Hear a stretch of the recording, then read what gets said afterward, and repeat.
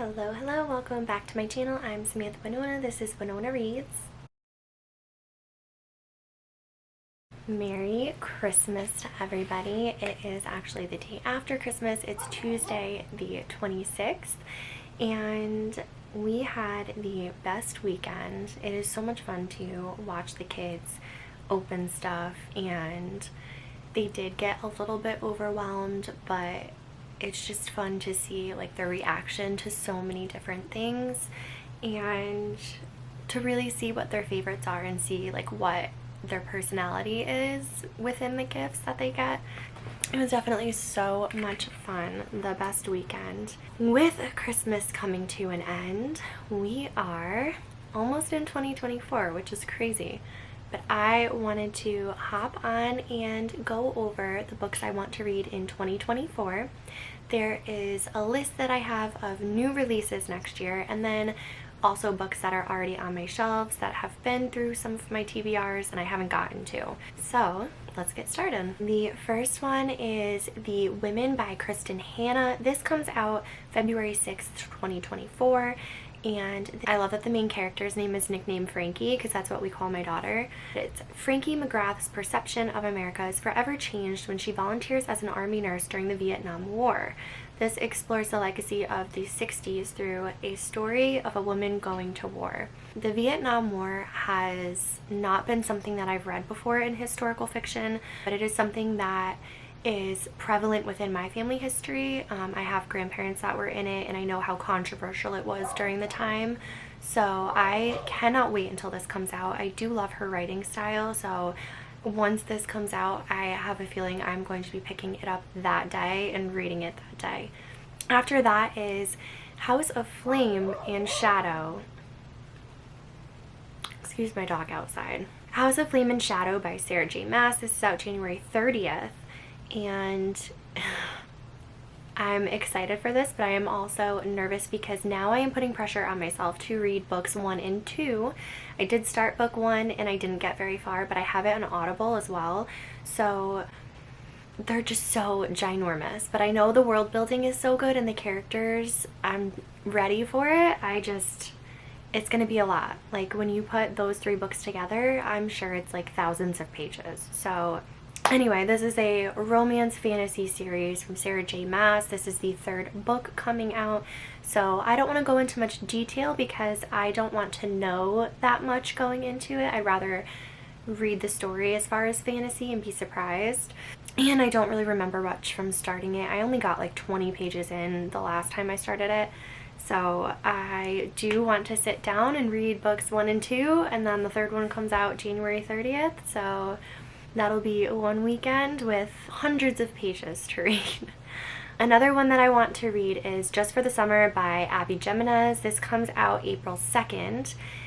I do love this author. Her and Emily Henry have books coming out, and they are definitely auto-buy authors for me from now on. I probably will do like a Kindle version rather than a hardcover, just because of cost reasons, but I love their writing. So Just for the Summer is about 2, I'm not even sure what online acquaintances mean, but this is what I got from Goodreads. It says, unlucky in love, online acquaintances Justin and Emma agree to a quick summer fling with the idea that their curses will cancel each other out. And then it mentions something about bathing in a lake, and it's supposed to like cleanse you. So I'm assuming they, you know, think that they have some sort of curse that they can't fall in love, and then they fall in love with each other maybe. That's what I'm getting from it.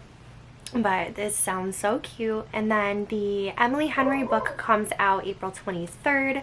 That is called Funny Story, and this is an opposites attract. It says Daphne is feeling adrift since her ex-fiance bailed. Her new roommate Miles has an interesting connection to that. Is she falling in love with her ex-fiance's current fiance's ex? Tongue twister. A little bit of a mind, you know, wrap your head around that for a sec, but that also sounds really good. And again, I love her writing. She can do no wrong for me, so I will definitely be reading that when that comes out in April. Another one that I wanted to get to this year, and this is another one that I haven't read the first book, but I do have it, so I think the month that it's released is when I'm going to start the first book, and then when it's released, I'll get the second one and finish the series. But that is Heavenly Tyrant by, I don't want to mispronounce this, Zuran J. Zhao. This comes out April 30th. I keep wanting to say 2024 after. This comes out April 30th. So yeah, this is book 2. Again, I don't want to know too much going into it, just because fantasy, I like to kind of just dive in and not like know what to expect. But this is a sci-fi fantasy series. Iron Widow is the first one. So this is the second, and it is a young robot pilot takes a stand in the misogynist structure of her society. That sounds interesting. After that, Children of Anguish and Anarchy by Tomi Adeyemi. I always say that too fast. So that doesn't come out until June 25th.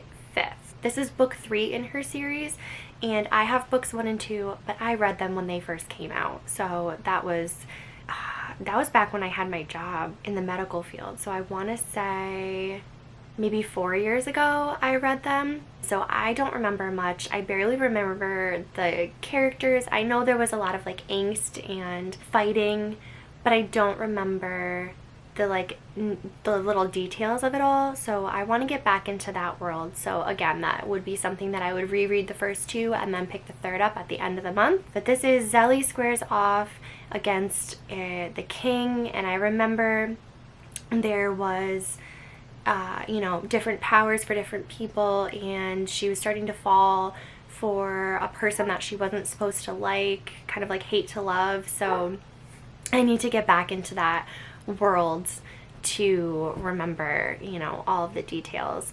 Another one that I want to get to is Table for Two by Amor Tolls. This is out April 2nd, and this is 6 stories about NYC in the 2000s, and then it says a novella of Hollywood glam era. I'm not really sure what to expect, but I think it is so creative that he kind of goes to different genres and different he doesn't have a niche. He tries to explore and do different things within literature.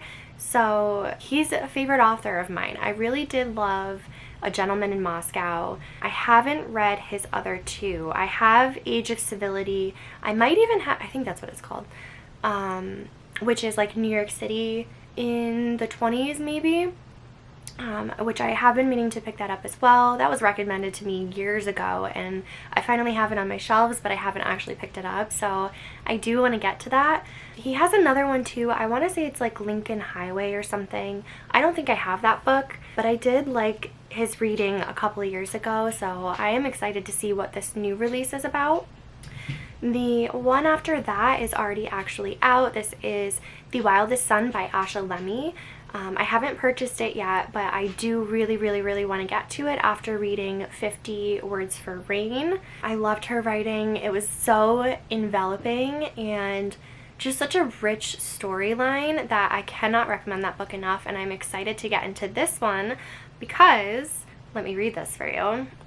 Side note, Ernest Hemingway, he's very dry to me, but I could read him all day. I love reading his old stuff. I have so many different versions of his books. I have like an old print that I found at a used book sale. I have his newer stuff. I have books about like his war secrets and stuff. He's just so interesting to me. So this actually follows a girl looking for her father, who she assumes may be Ernest Hemingway.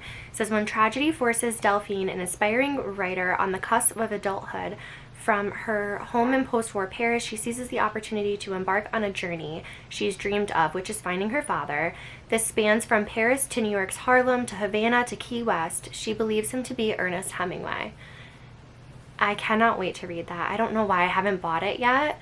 I got no books for Christmas, and that's completely fine. I just want to do such a big haul right now before the end of the year because I know this is all like new release for next year. I really don't want to spend that much next year on books because I have so many on my shelves. Maybe I'll just do a bunch of pre-orders. That way it like doesn't count girl math, you know what I mean? The one after that is Baby X by Kira Peikoff, March 5th, 2024. I don't know why I'm saying the year. Sci-fi thriller, this imagines an uncomfortable potential future for ourselves. Advancements in DNA genetics have spawned a black market for stolen celebrity DNA. A biosecurity agent, Ember Ryan, helps her famous clients fend off psycho stalkers. This sounds so interesting. I don't think it was on the Goodreads list. I think it was on a different list. It might have been on that one as well. But I saw that on one of the lists, and the cover really didn't get to me, but once I read what it was about, I was like, ooh, that sounds so good. So that's definitely going to be one that I pick up. March doesn't feel that far away. Another one after that is Inessential by Martin McKennis. I believe that this is out now in hardcover because it was on the Booker list, but I think it was one of the finalists. But the paperback is out February 24th. Goodreads said that think Interstellar but underwater. It's a sci-fi tale. A young marine biologist joins a deep-sea expedition in the Atlantic Ocean and calls into question everything we know about our own beginnings. I think space and the ocean are such weird concepts to me, like how they just don't ever seem to end. Like we don't know the depth of either, and it just seems like such a unsettling thought. But yeah, this sounded super interesting and I wanted to give it a try. I haven't heard anybody talk about it, and it, like I said, it was a finalist for the prize this year, but I haven't seen it on Instagram and I haven't seen that many people talk about it, so that is one that I want to pick up. Another one is Wandering Stars by Tommy Orange. This comes out February 27th. Tommy Orange wrote There, which is a book that I recently got about Native American, Indian, I don't remember which tribes, but it is like a generational piece about the Indian families. And this one sort of has the same vibe. It says 3 generations of family from the Sand Creek Massacre of 1864 and the Carlisle Indian Industrial School all the way through to present day. So I think when this does come out, I would want to read them back to back, but There has been on my list for such a long time that I want to pick that up soon, and I just feel like the start to the new year is going to be the perfect time to get back into like those historical pieces. Another one that I want to pick up is Knife by Salman Rushdie, and I actually did not write when this comes out. I will have to look it up and put it on the bottom of the screen, but this is an account of when he was attacked. He was stabbed and severely injured in 2022, and it talks about him being expected to testify in his attacker's trial, and it also goes into detail about, you know, everything that he had to do to recover. I think I want to say his hand and his eye, or something with his eye and a limb, and his journey to get that back. So yeah, that sounded interesting, and I haven't seen that many like memoirs or autobiographical stuff to get into, so maybe it'll be like announced with the new year of different pieces coming out, but this is one that I saw and thought it sounded interesting. I have 2 more left that are books coming out next year, new releases next year that I don't have. This is Women of Good Fortune, Sophie Wan, comes out March 5th. This was blurbed by Grace DeLee, who wrote Portrait of a Thief. It is 3 women, 1 daring plan, and a wedding heist. Shanghai's most eligible bachelor proposes to Lulu, and she says yes, even though her head tells her no. Then her friends think it is the perfect opportunity to get money without having a commitment. So I'm not sure what that means, if the wedding is seen all the way through or not, but this sounds entertaining to say the least, and like I said, blurbed by an author that I loved her debut, and so I want to give it a try. And the last one is, of course, a Riley Sager. Middle of the Night comes out June 18th. 30 years ago, boys have a sleepover. They have, you know, tents set up in the backyard, and it turns into an upsetting event when one of the kids is abducted from the sleepover, and the main character Ethan returns. He's 40 years old. He comes back to his childhood home. Strange things start happening again. Riley Sager can do no wrong for me. That will always be an auto buy, so excited to pick that one up as well. And then I have a couple that I have on my shelves. Demon Copperhead by Barbara Kingsolver is one that I want to give a try. The Book of Goose by Yin-Young Lee.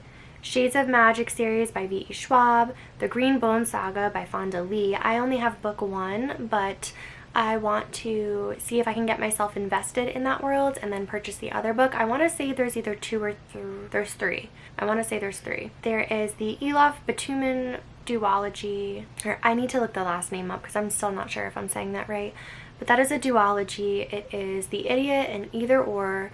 I've been wanting to get to it for so long and I keep putting it aside. I do need to get to that. After that, R.F. Kuang, so I still have to finish the Poppy War series, and I also have to finish Babel. I started both the second book and I started Babel, and it just wasn't what I needed in that time, so I do want to pick those back up and finish her writing. Kaya Kai by Vaishnavi Patel.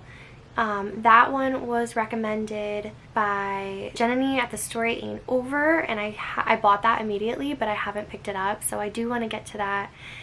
Sparks Like Stars is another one that I've had on my shelves for a while that I do want to get to.